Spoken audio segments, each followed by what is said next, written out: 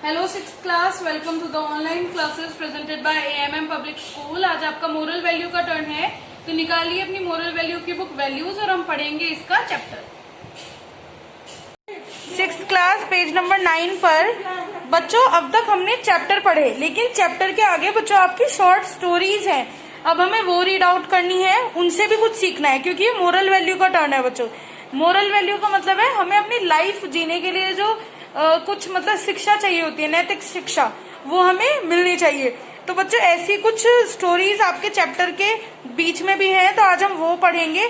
और जो कुछ एक्सरसाइज आपको अपने आप करने की है वो आप करेंगे। तो आज हम चैप्टर 1 की एक्स्ट्रा रीडिंग, एक्स्ट्रा एक्सरसाइज करेंगे। तो चैप्टर 1 का है, here is the story on Solomon's wisdom. Once God appeared in his dream and asked what did you want the most.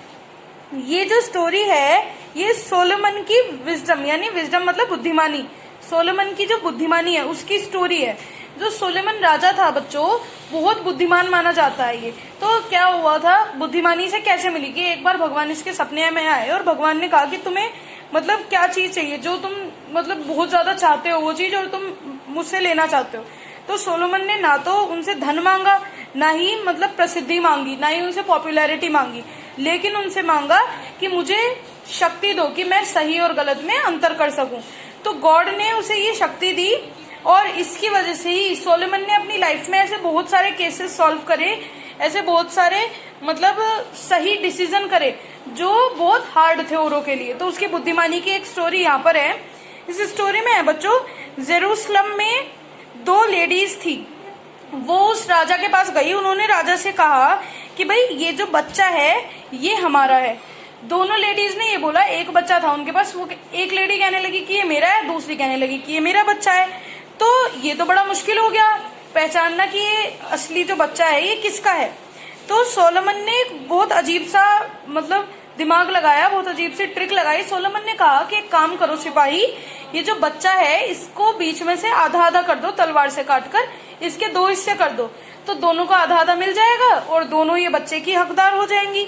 तो फिर उसकी इस ट्रिक से क्या फायदा हुआ बच्चों, जो एक लेडी थी जो चालाक थी, उसने तो कुछ कहा ही नहीं कि इसे काटना नहीं है, ये नहीं, उसने कहा ठीक है, एक तो राजी हो गई। दूसरी जो लेडी है वो कहने लगी कि नहीं भाई नहीं, कि ये मेरा बच्चा है, मैं इसे कटते हुए इसे मृत नहीं देख सकती, इसे मरा हुआ नहीं देख सकती। तो उस लेडी ने कहा जो अच्छी थी कि भाई ये बच्चा इसे ही दे दो, भले ही ये मतलब जीवित रहे तो मेरे पास रहे या किसी और के पास रहे, एटलीस्ट इसके पास रहेगा तो ये जीवित तो रहेगा, लेकिन अगर आप इसे काट दोगे तो ये मर जाएगा, फिर तो ये किसी काम का नहीं रहेगा बच्चा। तो उसने कहा कि मेरा बच्चा मुझे जीवित ही अच्छा लगता है, ये बच्चा इसे दे दो, अगर ये इसके साथ खुश है तो मैं नहीं मांगती, इसे आधा आधा मत काटो। तो ये देखकर सोलोमन को विश्वास हो गया कि जो असली इसकी माँ है वो वही लेडी है जिसने कहा कि इसे मत काटो, इसे दूसरी औरत को दे दो। क्योंकि कोई भी मदर बच्चों वर्ल्ड में ये नहीं चाहेगी कि जो उसका बच्चा है वो मर जाए या उसको कोई खतरा हो उसकी जान को। तो इस तरीके से सोलोमन ने अपनी बुद्धि लगाकर अलग डिसीजन करके इस बात का पता लगाया। तो ये था उसके एक न्याय का एक और तरीका।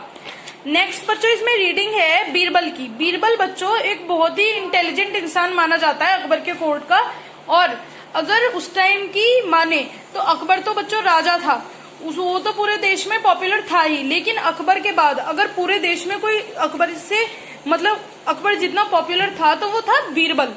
बीरबल केवल इसलिए पॉपुलर नहीं था क्योंकि उसमें बुद्धि थी, बीरबल को बहुत सारे टैलेंट आते थे। जैसे कि बीरबल क्या जो था वो एक बहुत अच्छा पोएट भी था, कविताएं लिखता था। और बच्चों आपने सुना होगा जो कविताएं लिखते हैं लोग वो अपना रियल नाम नहीं लिखते, उसके नीचे अलग नाम लिखते हैं जिसे हम पेन नेम कहते हैं। तो जो बीरबल था उसका पेन नेम था ब्रह्मा।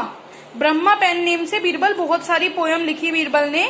बीरबल जो था एक सोल्जर था, एक सिपाही भी था, बहुत अच्छा मतलब उसे तलवारें चलाना ये सब चीजें बहुत अच्छी आती थी बीरबल को। एक एडमिनिस्ट्रेशन ट्रेटर मतलब शासक था, उसको सत्ता संभालना चलाना पूरा देश ये सब भी उसे बहुत अच्छे से आता था।